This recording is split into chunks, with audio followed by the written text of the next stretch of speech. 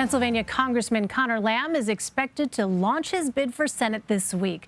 The Democrat represents the state's 17th district, covering most of Pittsburgh's northwestern suburbs. Lamb is expected to announce his bid Friday at a union hall on the city's south side. Lamb would join a crowded 2022 field of candidates vying to replace retiring Republican Senator Pat Toomy. Jon Delano joins me now. He is money and politics editor for our Pittsburgh station KDKA and broke this story last week. Jon, I'm so excited to talk to you. It's been it's always great to be with you, Elaine. Time. Yeah, it's great to see you. So we have a lot to talk about. First of all, this is a crowded field. As we said, Conor Lamb would join at least 9 other Democratic candidates in this race. Where does he fit in within the field of contenders? Well, it's my view that Conor Lamb really shakes up this race for the Senate here in Pennsylvania in 2022. This is an open seat, and it's rare that you have open seats for the U.S. Senate anywhere, but particularly here in Pennsylvania, where our senators seem to last like Arlen Specter for 30 years in the Senate. So this is a great opportunity for Lamb and the other candidates as well. He is by far the more moderate of the candidates who have announced thus far. There are really principally maybe 4 candidates, 5 candidates in general, who we'd call front runners or at least contenders of the 10 that you noted. But the bottom line is that Conor Lamb is one of them.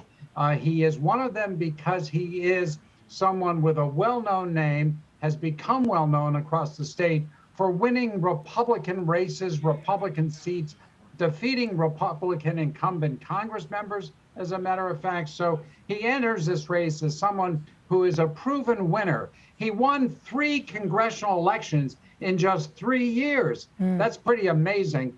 And I think a lot of people are going to watch him closely to see if he can take on some of these other Democrats who are in the race. So, you know, it's interesting. At the time, the 2016 race between Pat Toomy and Democratic challenger Katie McGinty was one of the most expensive in U.S. history. How expensive is this race expected to be? Well, it's good of you to remember that race. 2016 set a record in Pennsylvania. $138 million was spent for a seat, one seat in the U.S. Senate. This race, this coming year in 2022, could rival that. Both parties see an opportunity here. And of course, we've got strong contenders in both parties who are already raising millions of dollars. It's hard to believe. Lieutenant Governor John Fetterman, for example, who is a Democrat contending for this seat, has already raised $6.5 million. Elaine, that's an incredible sum of money to have raised so early in the election process for a non-incumbent. And so Fetterman, certainly he has about $3 million in the bank. He's been spending the money, but he certainly has $3 million in the bank now, compared to Conor Lamb has about $1.8 million in the bank. And let's not forget Montgomery County Commissioner Val Arkush, a medical doctor who is the chair of the Montgomery County Commission in suburban Philadelphia. She has raised over $1 million and has about, $600,000 in the bank.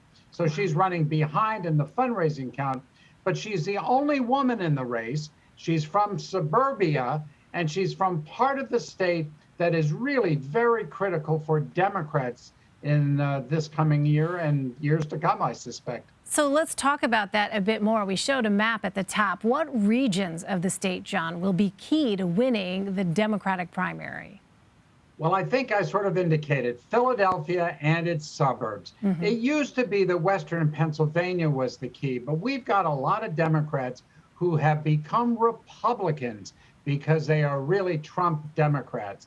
And we've seen a lot of registration changes in Western Pennsylvania, while Democrats have continued to grow in southeastern Pennsylvania. So I do believe it's one of the real battlegrounds, not just the city of Philadelphia, which has some candidates of its own, but suburban Philadelphia becomes incredibly important. Now, it's not enough to just win in Philadelphia or win the suburbs. You really do have to win statewide. I don't want to discount Pittsburgh and Western Pennsylvania, but I think if you were to point to one region that's key, that's one of them. And by the way, Conor Lamb knows this because last year his uncle, the city controller of Pittsburgh, Michael Lamb, was the only Western Pennsylvania Democrat running for Auditor General in the Democratic primary. And guess who beat him? He was defeated by a woman from Philadelphia, Nina Ahmed, once again showing the strength of Philadelphia. This is a very complicated state. It's a very large state, and there are pockets of Democrats all over the place that a Democratic candidate will have to win. Yeah. So tell us more, Jon, about the Republican candidates. Is there a clear frontrunner? Yeah, Elaine, there are 10 candidates on the Republican side, just as there are 10 on the Democrats. Again, sheer evidence of how up for grabs this seat is and how important both parties view it. I would say there are several leading contenders, one of whom is Sean Parnell, who is a Afghan war veteran, an author, a commentator on one of the alternative cable news stations. He has been very aligned with President Trump, and he's been a strong contender. He ran against, believe it or not, he ran against Conor Lamb for Congress in the 17th district last year and only lost by 9,000 votes. It sets up a very interesting prospect of Sean Parnell versus Conor Lamb statewide for the U.S. Senate next year. But he's not the only candidate. Jeff Bartos, who is a real estate developer from suburban Philadelphia, was a candidate for lieutenant governor, lost in the same election that John Fetterman won. Jeff Bartos is clearly a candidate. That's the guy he was running with, his running mate, Scott Wagner, who was the Republican candidate for governor in those years. There are other candidates. Kathy Barnett, who's a conservative commentator, is one of those candidates. And then Carla Sands, who has come out of nowhere. Was President Trump's ambassador to Denmark. What makes her a candidate? She's got a lot of money. And as you know, in this kind of a race, money does count. And we'll see how much it helps in this particular Republican primary.